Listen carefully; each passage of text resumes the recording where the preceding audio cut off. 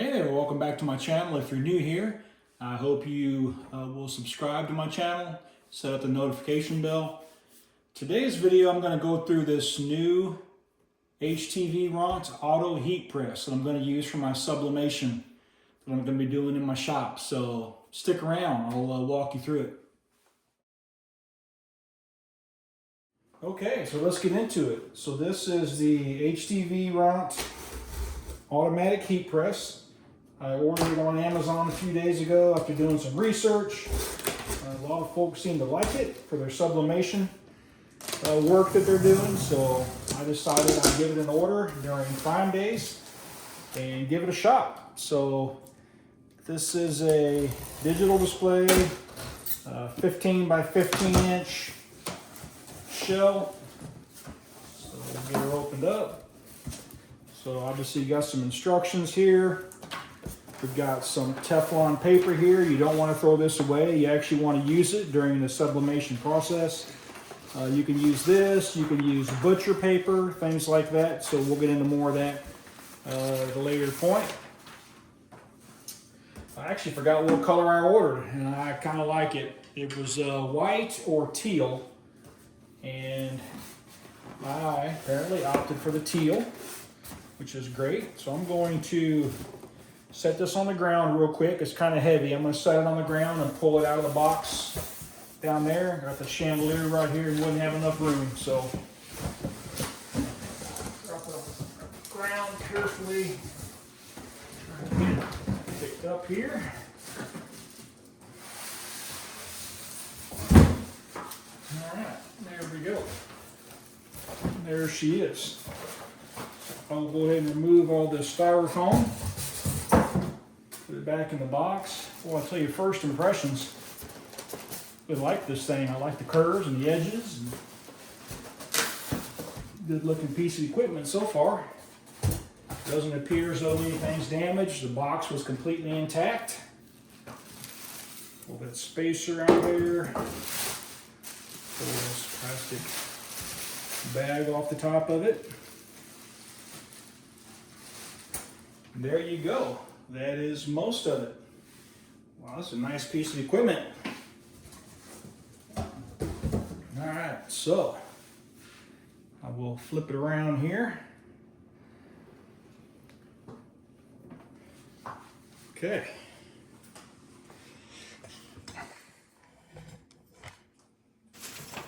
So what I'm going to try to do is go ahead and get it plugged into the wall. Get some power to it.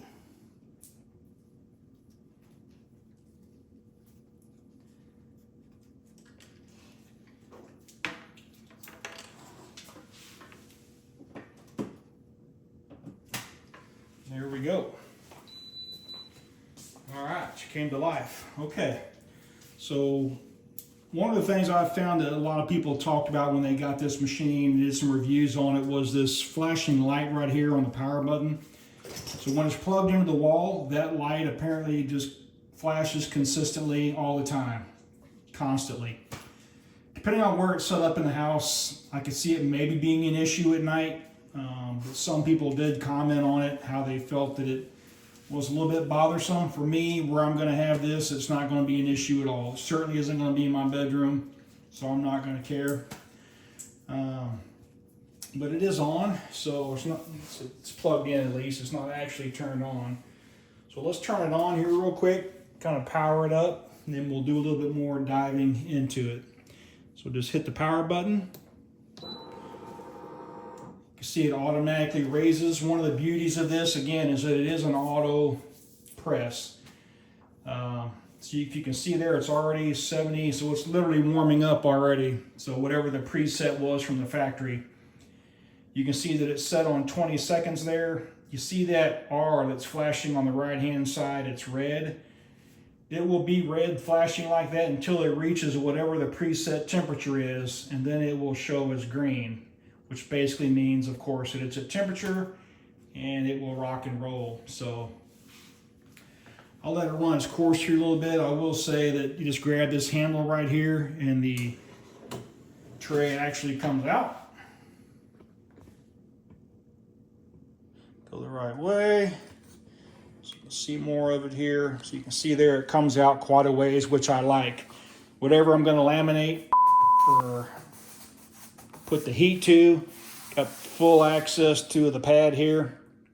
The pad comes off real easy. There's 4 little hooks on the underside, and you can literally just peel this off, put it back on. Obviously, you want to leave it on in most cases. Provides what's needed for the machine to operate most effectively, but there are other options to put on the bottom as well. Heat comes from the top. The heat doesn't come from the bottom, obviously, so there's no heaters on the bottom tray here. They're just up top. So you can see the heat is continuing to increase. May not be able to see it, but we're up to 170 already, and it's still not up to whatever the factory preset temperature was. Let me zoom in here a little bit and we can talk about the actual panel, digital panel. Okay, so as you can see, we're up over 200 degrees. The R is still flashing, meaning it hasn't reached whatever the preset temperature was. So you'll see here, you got a kind of a thermometer looking button here, and you got one that's like a clock. So clearly this is going to be, so now we're at 210. You see the light turn green, so the factory had this set at 210 degrees. So it's reached it. If we were going to go ahead and press something, we would do it now. But we'll continue on. So we got it. The timer is going to be this bottom button. The heat to adjust is going to be this top button. So for example, if you press the temperature, let's run it up to 240. So you hit the temperature button, it starts flashing. Then you go over here to the plus and minus, and you start going up from there. So we'll go to 240, hit the thermometer again, and you can see there it's starting to increase. We got a red flashing R again. So, and same thing for the clock. If you want to adjust the clock, you push the clock button.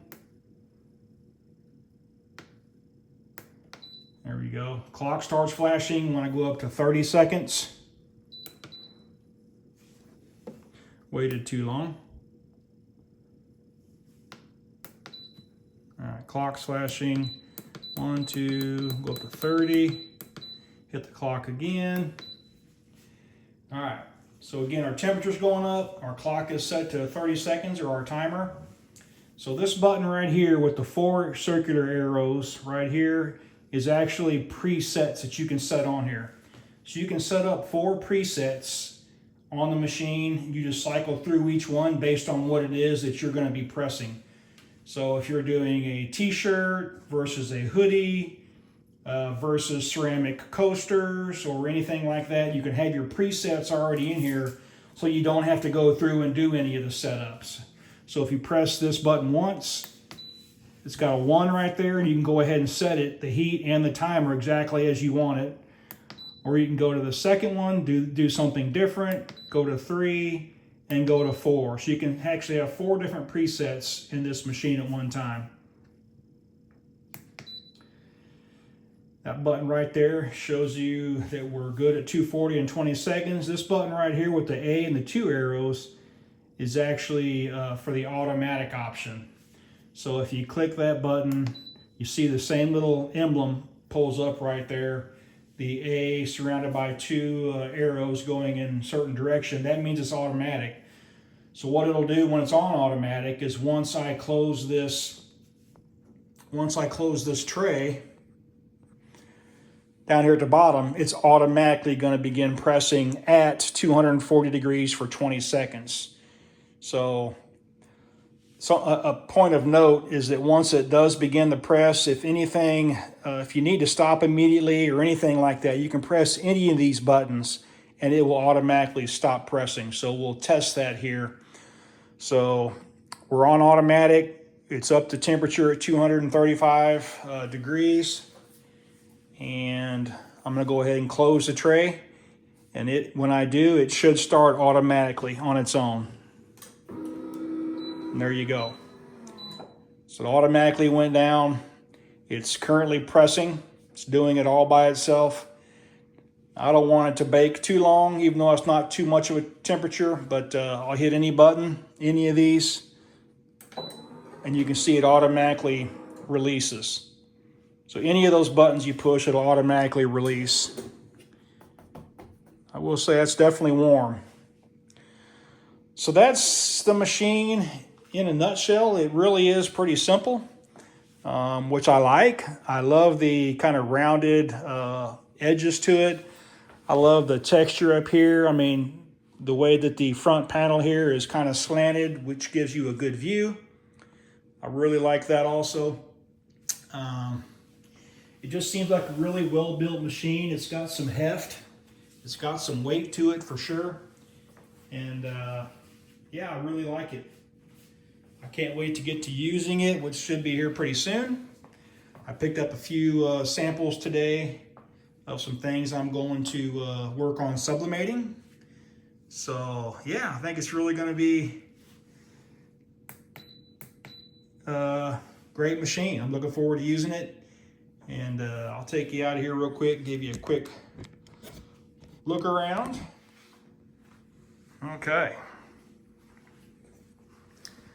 So you can see here on both sides, you'll have these kind of hand grips when you need to pick it up and move it, or pick it up and store it somewhere else. If you need to do that, you got the hand grip on each side, all the way around the back of the machine. Super clean lines.